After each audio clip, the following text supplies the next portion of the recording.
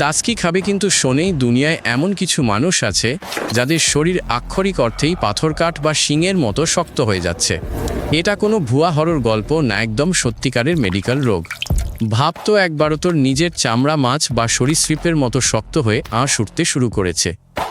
ঘুম থেকে উঠে আয়নায় তাকালে দেখবি তোর দিকে একটা হরর সিনেমার দানব তাকিয়ে আছে। এটার নাম ইকথায়োসিসারের মারাত্মক রূপ, মানুষকে একদম আস্ত মিউট্যান্ট বানিয়ে ছাড়ে। ওদের চামড়া এত শক্ত আর ধূসর হয় যে কয়েক মিলিমিটার পুরু থাকে আর নড়াচড়া করলেই ফেটে গিয়ে রক্ত বের হয়।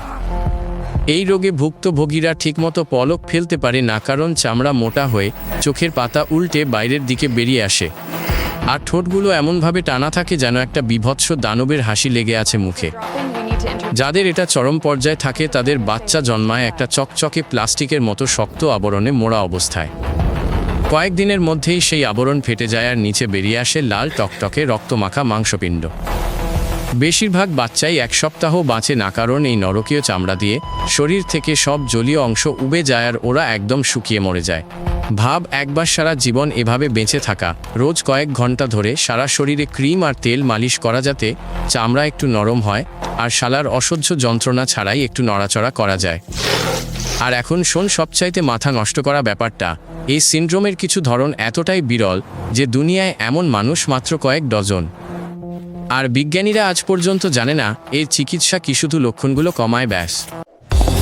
এটা শালা পুরাই একটা অঘটন।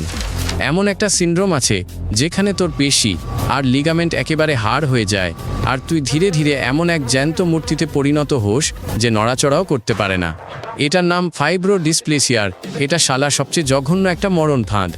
যে কোনো আঘাত, এমনকি একটা ইঞ্জেকশন বা নীল দাগও হাড় হয়ে যেতে শুরু করে, আর যেখানে আঘাত লাগে সেখানেই অতিরিক্ত হাড় গজিয়ে ওঠে। তুই পড়লি কাঁধে চোট পেলি আর ধর 2 সপ্তাহ পর তোর কাঁধটা চিরদিনের জন্য একই ভঙ্গিতে থমকে গেল, কারণ পেশিগুলো শক্ত নড়াচড়াহীন হাড়ে পরিণত হয়ে গেছে। যাদের এই সিনড্রোম আছে তারা আস্তে আস্তে নড়াচড়া করার ক্ষমতা হারায়।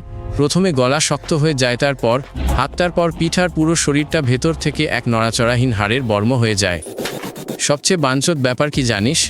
ডাক্তাররা এসব হাড় সার্জারি করে সরাতে পারে না, কারণ যে কোনো অপারেশনে আরও বেশি হাড় তৈরি হবে আর লোকটা আরও বেশি আটকে যাবে। এটা শালা পুরা একটা ফাঁদ। 30 বছর বয়সের মধ্যে এই সিনড্রোমের বেশিরভাগ মানুষ পুরোপুরি নড়াচড়া করার ক্ষমতা হারায়, আর যে পজিশনে তাদের শেষবার হাড় জমেছিল ঠিক সেই পজিশনেই তারা একদম মূর্তি হয়ে বসে থাকে আজীবনের জন্য। ভাব শালা, তুই মুখ খুলতে পারছিস না কারণ চোয়াল মাথার খুলির সাথে জুড়ে গেছে, মাথা ঘোরাতে পারছিস না, হাত বাঁকাতে পারছিস না, এমনকি লম্বা শ্বাসও নিতে পারছিস না, কারণ পাঁজরের হাড়গুলো একটা পুরা করসেট হয়ে গেছে। আর এটা তো শালা কোনো ট্রিটমেন্টও নাই। পৃথিবীতে মাত্র প্রায় 800 জন মানুষের এই সিনড্রোম আছে, আর তাদের প্রত্যেকে ধীরে ধীরে এক জ্যান্ত মূর্তিতে পরিণত হচ্ছে, পাথরের দেহের ভেতরে সম্পূর্ণ জ্ঞান নিয়ে আটকা পড়ছে। শালা কি আজব কপাল ভাই! কিছু লোকের গায়ে এমন সব বৃদ্ধি হয় যা দেখতে গাছের ছালের মতো, আর এই বালছালগুলো হাতে পায়ে কয়েক কিলোগ্রাম ওজন পর্যন্ত বাড়ে। এটার নাম এপিডার্মোডিসপ্লাসিয়া হিউম্যান প্যাপিলোমা ভাইরাস। এটা ঘটায় সাধারণ মানুষের শরীরে এই ভাইরাস আঁচিল দেয়, কিন্তু এই হতভাগাগুলোর ত্বককে হাতের আকারের কাঠের মতো বৃদ্ধিতে বদলে দেয়। সবচেয়ে পরিচিত উদাহরণ হলো ইন্দোনেশিয়ার ডেডের হাত আর পা থেকে বাদামি শিংয়ের মতো বৃদ্ধি বেরোতো। ওজন ছিল 6 কেজিরও বেশি। তাকে আক্ষরিক অর্থেই রূপকথার গাছ মানুষের মতো দেখতে লাগত। এই বৃদ্ধিগুলো সবসময় বাড়েনখো বা চুলের মতো, ইয়ার যদি নিয়মিত না কাটা হয় তাহলে তারা পুরো অঙ্গ ঢেকে ফেলে হাতকে অকেজো কাঠের গুঁড়িতে পরিণত করে। ডাক্তাররা এক অপারেশনে 9 কেজিরও বেশি বৃদ্ধি সরিয়েছিলেন, কিন্তু 1 বছর পর আবার একই বাল গজিয়ে উঠত, কারণ এই চোদনা ভাইরাস শরীরে সারা জীবনের জন্য থেকে যায়, মরে না। এই সিনড্রোমের রোগীরা হাত দিয়ে ঠিকমতো কাজ করতে পারে না, হাঁটতে পারে না, বা এমনকি চামচ ধরতে পারে না, কারণ এই শিংয়ের মতো বৃদ্ধিগুলো আসল ছালের মতোই শক্ত এবং সবসময় ফাটছে আর রক্ত ঝরছে।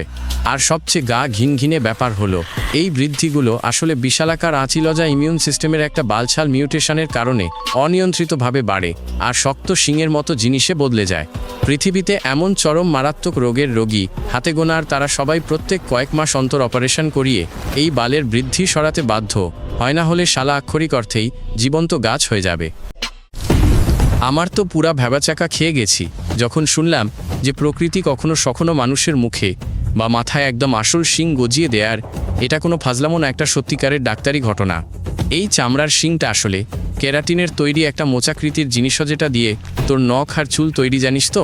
কিন্তু শালা এটা সোজা উপরের দিকে বাড়ে আর লম্বায় 20 সেন্টিমিটার পর্যন্ত হতে পারে। বেশিরভাগ সময় এই শিংগুলো বুড়োদের মুখে গজায়, বিশেষ করে কপাল, নাক বা কানে। একটা সাধারণ বুড়োকে দেখলে মনে হয় যেন মধ্যযুগের কোনো ভয়ঙ্কর দানবের মতো শালাগা শিউরে ওঠে। সবচেয়ে বিখ্যাত কেসটা হলো এক চীনা বুড়ি লিয়াং সিউহুয়া। তার মাথা থেকে 13 সেন্টিমিটার লম্বা একটা শিং বের হয়েছিল। তাকে দেখলে মনে হতো যেন একটা আসল ইউনিকর্ন, কিন্তু কুৎসিত আর ডরানো। এই শিংগুলো সাধারণত নিরীহ হয়, কিন্তু প্রায় 40% ক্ষেত্রে এর নিচে লুকিয়ে থাকে স্কিন ক্যান্সারতার মানে শালা এটা শুধু দেখতে খারাপ, না জানলেওয়ালাও হতে পারে। শিংটা আস্তে আস্তে 12 বছরের পর বছর ধরে মানুষ প্রথমে ছোট্ট একটা দানার মতো খেয়ালই করে না, আর তারপর হঠাৎ দেখে তার মুখে একটা খোঁচালো শিং বেরিয়ে আছে, যা আর লুকানো যায় না। এগুলো সার্জারি করে বাদ দেওয়া হয়, একদম গোড়া সহ কেটে ফেলা হয়। কিন্তু শিংয়ের গোড়া যদি চামড়ার গভীরে ঢুকে যায় তাহলে অপারেশনের পর একটা বিশাল বড় দাগ থেকে যায়, আর শালা এটা আবার গজাতেও পারে। ভাব, একদিন সকালে ঘুম থেকে উঠে দেখলি তোর কপাল থেকে একটা শক্ত শিং বেরিয়ে আছে, আর সবাই তোর দিকে দেখছে যেন তুই কোনো হরর ফিল্মের মিউট্যান্ট। এটা তো শালা জীবন্ত বিভীষিকা। শুনে তুই পুরাই ভিড়মে খাবি, কিন্তু এমন একটা রোগ আছে যেখানে মানুষ আক্ষরিক অর্থে রোদে বের হতে পারে না, কারণ মাত্র কয়েক মিনিটে রোদে ওদের চামড়া পুড়ে ফোসকা পড়ে যায়। এইটা হলো পোরফাইরিয়া। আর মধ্যযুগে যাদের এই সিনড্রোম ছিল তাদের সত্যিকারের ভ্যাম্পায়ার ভেবে মেরে ফেলা হতো, কারণ ওরা রোদ এড়িয়ে চলতো, ওদের দাঁত লালচে ছিল আর মরার মতো ফ্যাকাশে ত্বক ছিল। এই রোগে শরীরে পোরফাইরিন জমে যায়, যা চামড়াকে রোদের আলোয় এতটাই স্পর্শকাতর করে তোলে যে রোদে একটু হাঁটলেও তৃতীয় মাত্রার পোড়া লেগে যায়। আস্তে আস্তে রোগীদের ঠোঁট আর মাড়ি সংকুচিত হয়ে ভেতরে ঢুকে যায়। দাঁতগুলো বেরিয়ে এসে ভ্যাম্পায়ারের মতো একটা খ্যাপাটে হাসি তৈরি করে, আর পোরফাইরিন জমার কারণে দাঁতগুলো লালচে রং ধারণ করে। সবচেয়ে ভয়ঙ্কর ব্যাপারটা হলো পোরফাইরিয়ার কিছু ধরন কান আর নাকের বিকৃতি ঘটায়, সেগুলোকে ছুঁচালো করে তোলে, আর চামড়া এতটাই পাতলা হয়ে যায় যে কিংবদন্তির সেই লাশ খেকো উন্মত্ত পিশাচের মতো সব শিরা দেখা যায়। এই সিনড্রোমে আক্রান্ত মানুষগুলোকে সিনেমার ভ্যাম্পায়ারের মতো বাঁচতে বাধ্য হতে হয়। দিনের বেলা ঘুমাতে হয় শুধু, রাতে বের হতে হয়, মোটা পোশাক পরতে হয়, আর যে কোনো উজ্জ্বল আলো, এমনকি ল্যাম্পের আলো এড়াতে হয়।